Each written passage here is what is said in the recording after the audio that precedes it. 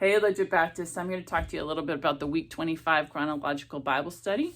I'm going to give you some review and talk to you a little bit about what we studied this week, which was 1 Kings 5-9, 2 Chronicles 2-8, Proverbs 22-24, and Psalms 136, 134, and 146-150. Just in review, we talked about how we've gotten to this point where we are in the Bible talking about the kings specifically, and this is a time so far that we've been under a united monarchy, so that all of Israel was being ruled by one king. First we had Saul, second we had David, third we had Solomon.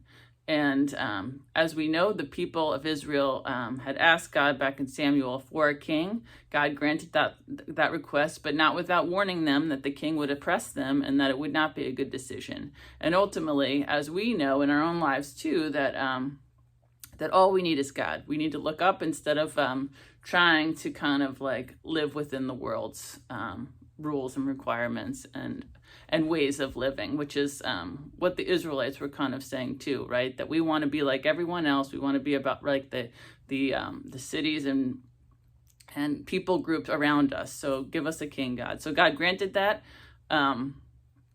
We have kind of moved through Saul's reign and David's reign, and now we're talking about Solomon's reign. And Solomon started as king roughly when he was 20. As we talked about last week, he felt very insecure about taking on such a big task at such a young age, and he asked God for wisdom.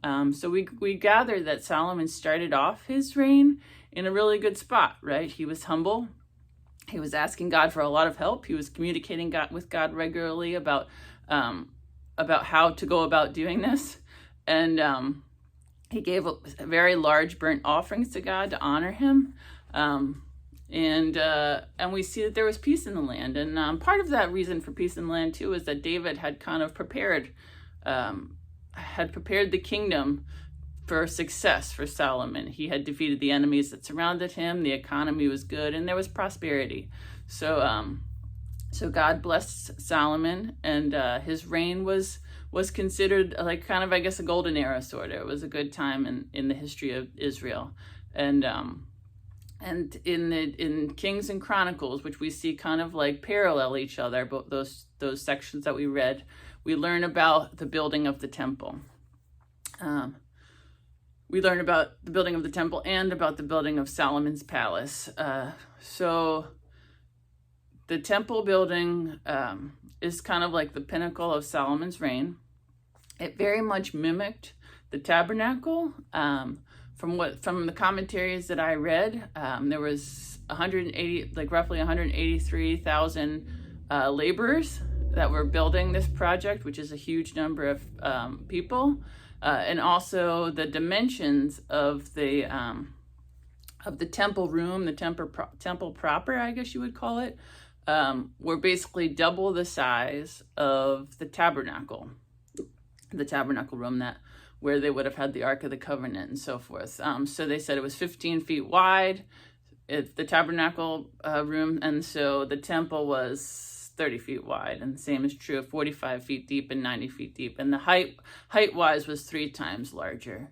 From what I could read of that section of the temple, it would have cost roughly $11 million to give some perspective on how sort of elaborate it was and the types of materials that they used. And part of this, we see God trying to explain to the Israelites how who He is. He is a holy God, and He didn't need a temple. He didn't need a temple, but he was constantly trying to teach the Israelites about his character, right? So they were learning about holiness as they not only built the tabernacle back in Exodus, but also building the temple now. It took 7.5 years to build the temple. And in its entirety, one of the commentaries that I read said it would have cost like 140 billion to put that building together, which is like a phenomenal amount of money.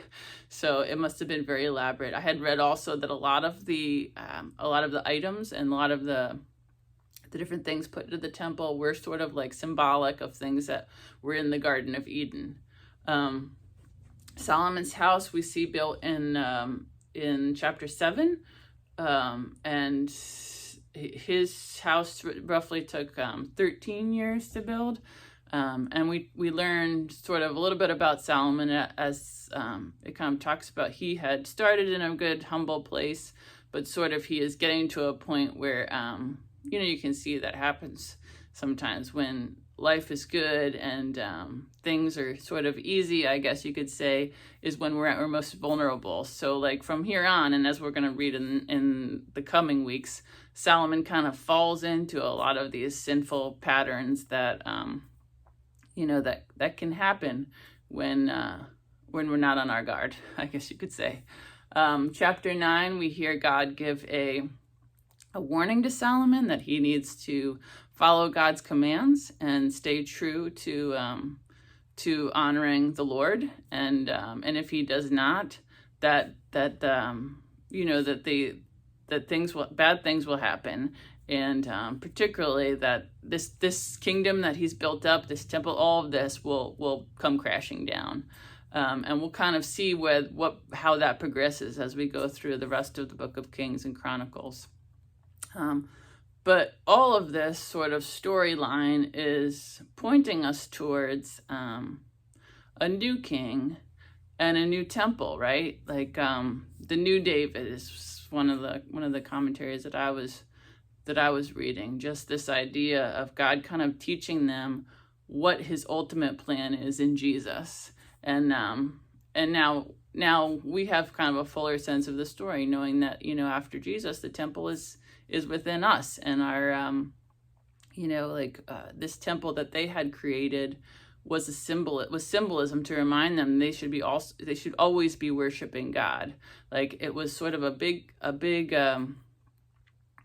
sign to show them where the importance needed to be. Like God was supposed to be the center of their lives, and I think that's something for us to remember too, because we are God. We are the temple. We are we are having this opportunity to always be in a place of worshiping God despite what we're doing in our everyday lives. So I think that's something to really consider and take away from the readings this week. And just a reminder, you want to continue to ask those questions. What have you learned about God this week, and what have you learned about man? And I think Proverbs particularly, we have a lot of really great details in understanding the character of God. So that's always a good place to go back to. But I'll just end the video with the responsive reading from Psalm 136. Each line that I say is followed by his love endures forever. So as you hear me say these lines in your mind, you can follow up with that promise that his love endures forever. Psalm 136. Give thanks to the Lord, for he is good. Give thanks to the God of gods.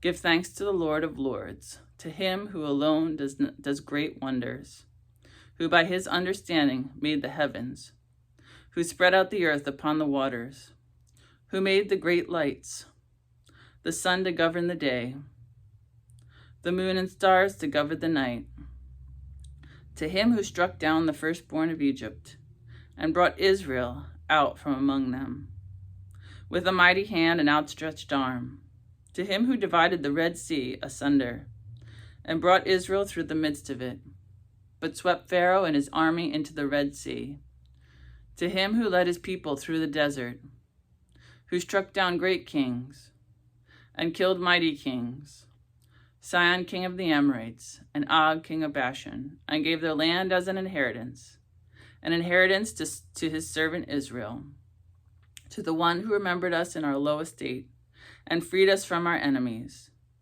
and who gives food to every creature. Give thanks to the God of heaven. His love endures forever. And God often, you see that God often just sends us back to a place of remembering all the things that he's done so far. And we could see that as we've been reading through Israel's history. God has shown up for them over and over again. And that's something also I think we have to keep looking back ourselves and remember all the things that God walks us through in our lives to show that he's there with us. So I hope you guys are having a great week, and I'll see you on Sunday.